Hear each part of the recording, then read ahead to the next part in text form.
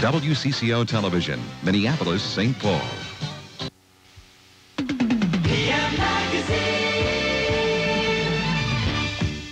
When Princess Di wants photos for the royal family album, she uses only one man.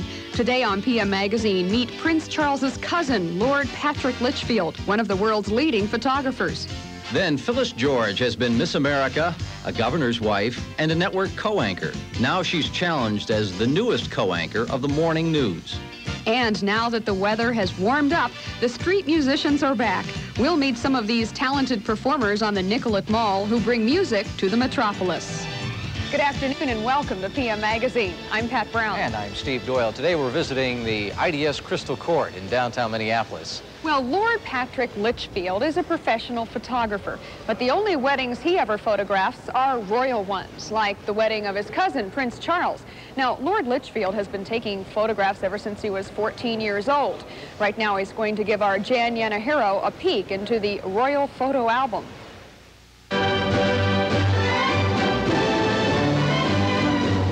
I, Charles Philip Arthur George.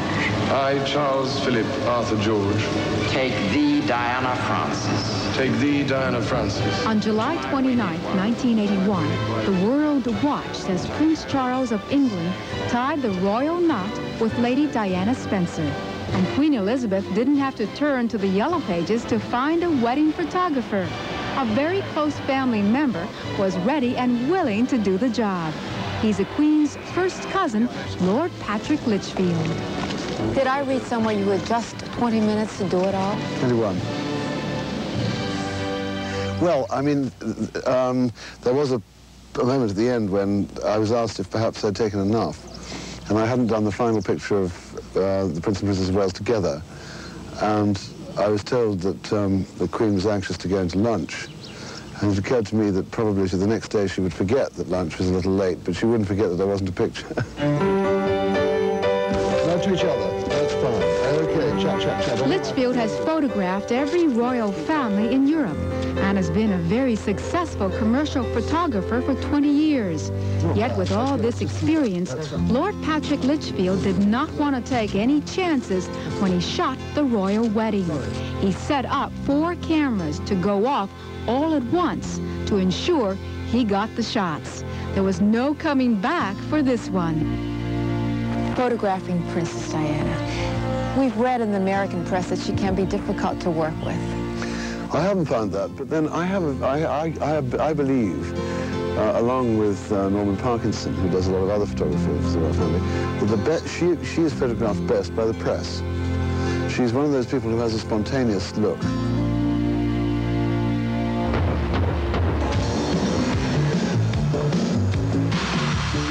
Lord Litchfield is happily married to Lady Leonora Grosvenor, daughter of the Duke of Westminster. They have 3 children. Back in the 60s, some said his lifestyle wasn't quite in tune with royal behavior. Whatever that is, he loved to party, hang out with rock stars, and he was seen escorting beautiful women. Actress Britt Eklund was often seen at his side. Mick Jagger is a close friend and asked Patrick to be his best man when he married Bianca. You have photographed some of the most beautiful women in the world. In fact, you have a book out on them. Was that an excuse to date some of the most beautiful women? No, it just happened. You know, I was a bachelor till I was 35, so I'm a photographer from the age of 20, so, you know, there were 15 years of fun.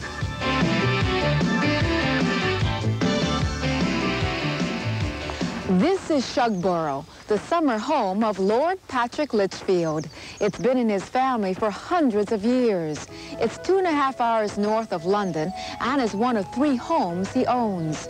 Shugborough is a 30,000-acre estate of beautiful parkland and is one of Lord Litchfield's favorite places to photograph. What was it like growing up here?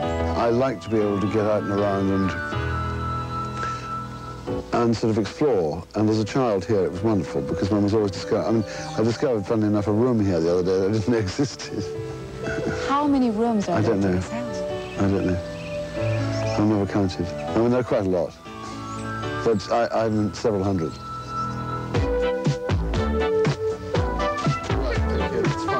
It is said that Litchfield's grandfather didn't work a day in his entire life, and Lord Patrick doesn't really have to.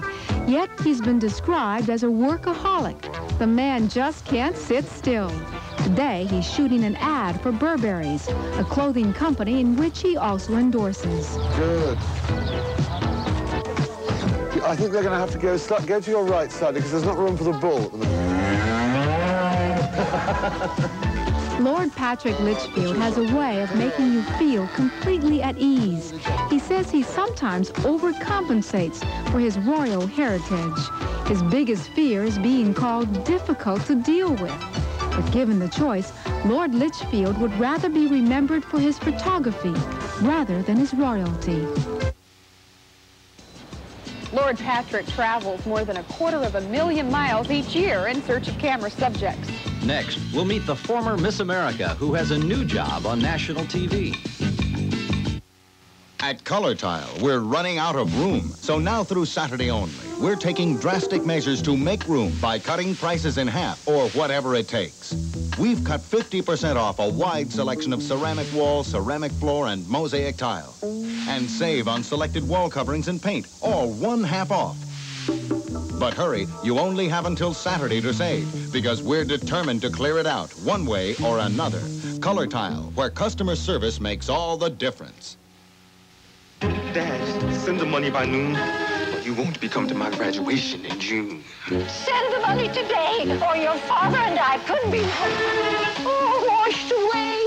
Darling, I've run into a little trouble. Could you send $150 on the double? To send someone money fast, come to Western Union. We'll make sure it gets to any of our 9,000 locations, usually in 15 minutes or less. That's okay. I'll get the door. Western Union, the fastest way to send money. Relax. Unclutter your mind. Concentrate on nothing but the uncooler. Picture it pouring over ice. Clear and light, unlike any other. Now taste it. Unmistakably crisp and clean with no caffeine. Go ahead, savor it. Now when I snap my fingers, you'll wake up feeling totally refreshed. 7-Up, the uncooler.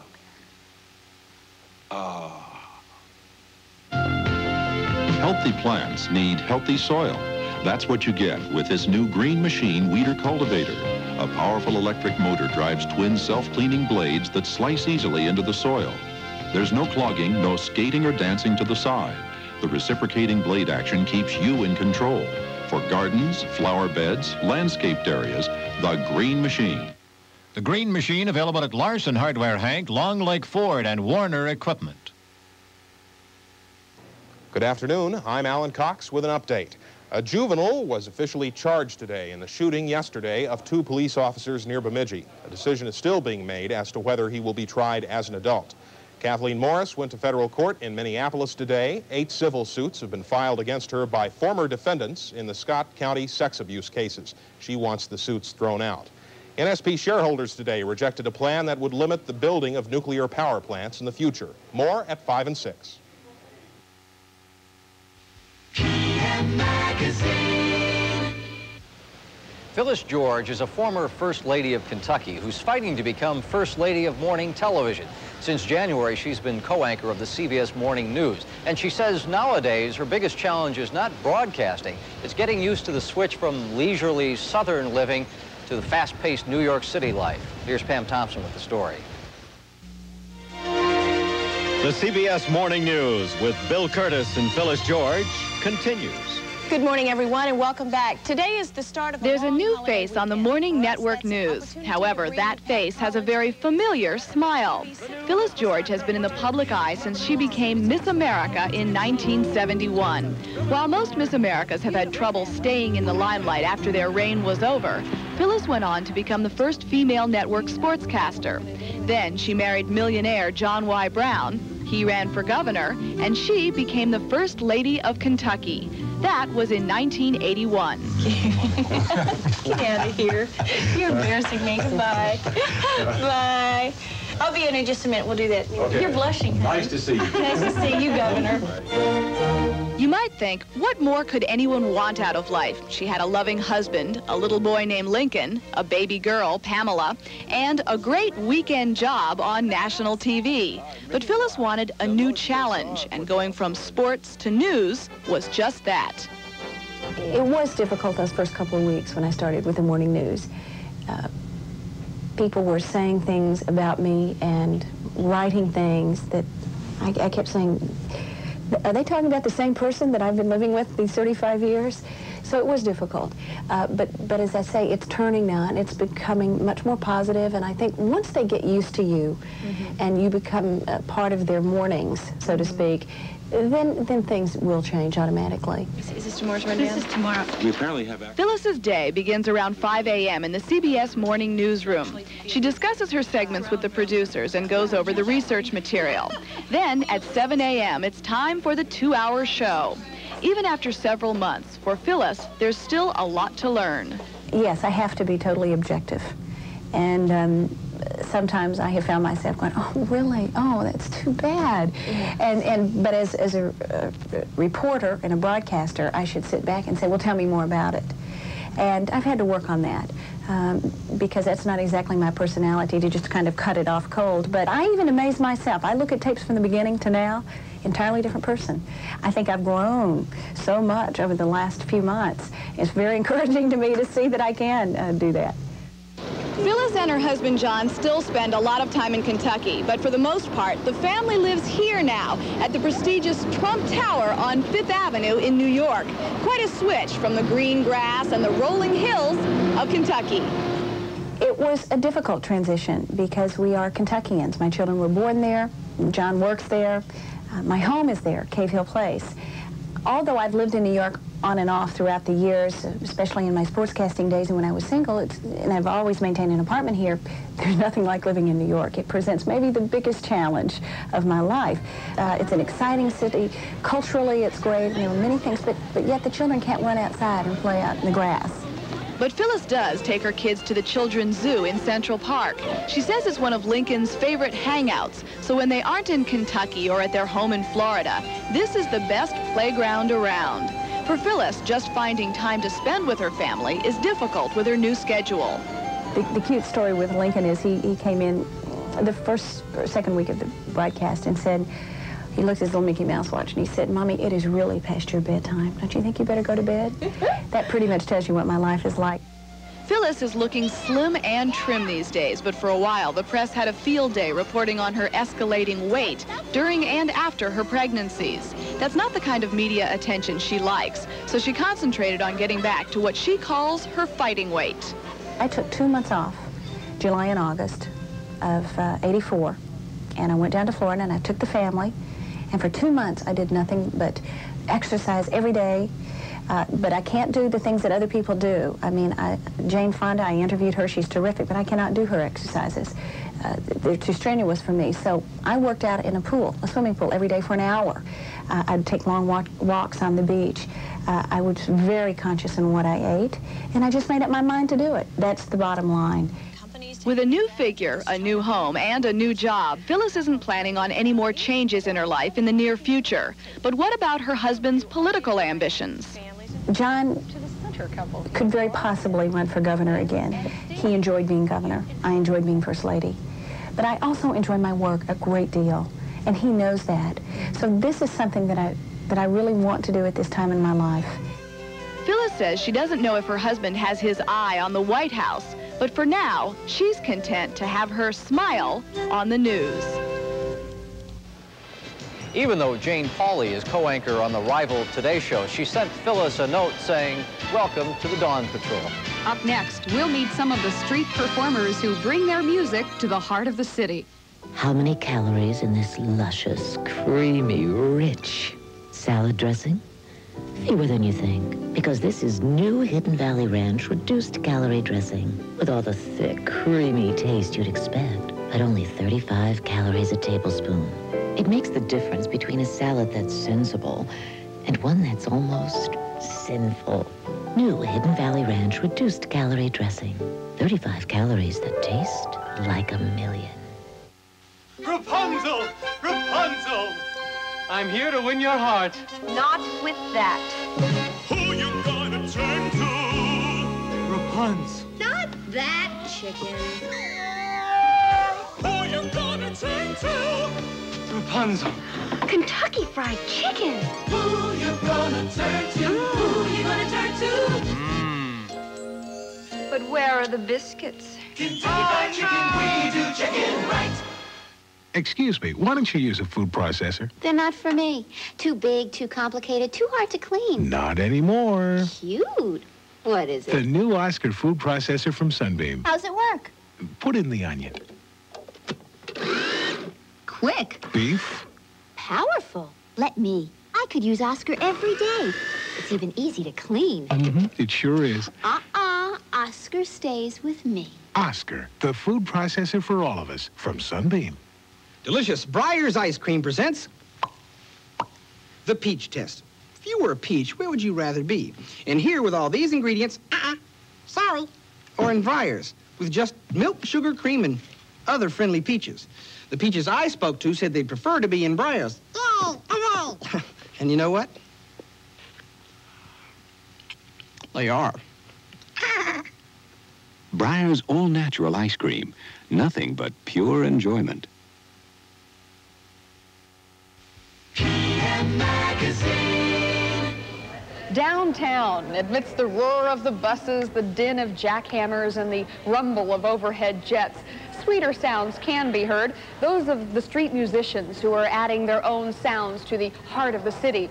Let's listen and meet these musicians who are bringing music to the metropolis.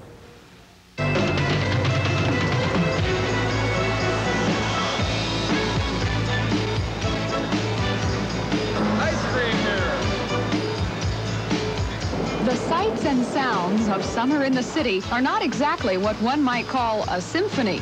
However, listen closely and you'll hear a song straining to be heard.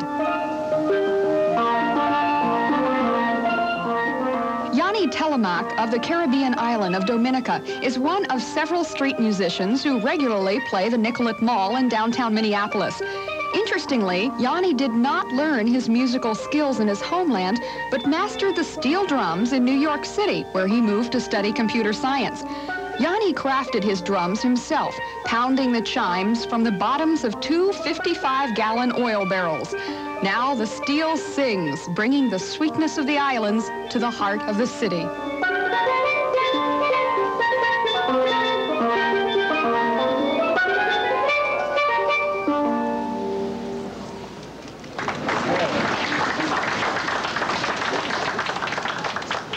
The street musicians of Minneapolis each have their own sound, but their common bond lies in a love of music and a desire to share with people. Tom Cornish and Bill Cagley let their guitar and auto harp carry the message.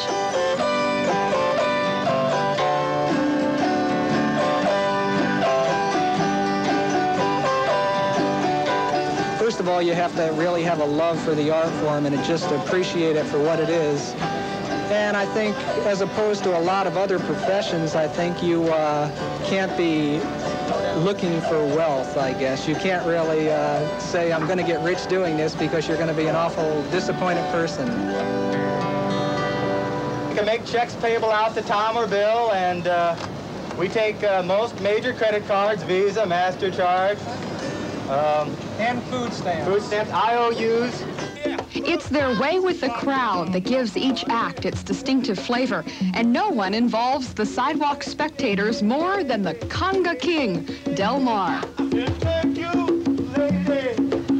And now I have a very good day. I said, thank you, lady. But just hear what I say. I said, I'm boom, boom, boom, boom, boom, boom. I'm man today, yeah, yeah. I'm Minnesota in the summer.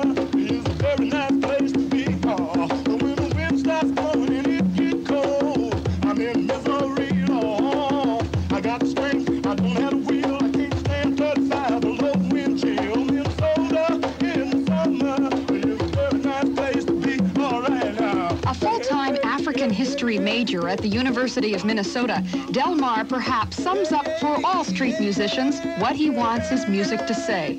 Love. That seems strange to you, but love is what's happening. That's the bottom line to everything.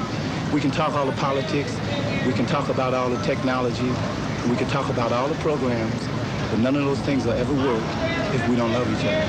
I just had a visit from some very close friends of mine. They was from PM Magazine and it came on time. They said, man, we like your music. Can we give you a little bit of time? I said, hey, Pat, you know you can, cause you know you really, really on my mind. Hey, all right, here we go. Next, we'll meet a man who's bound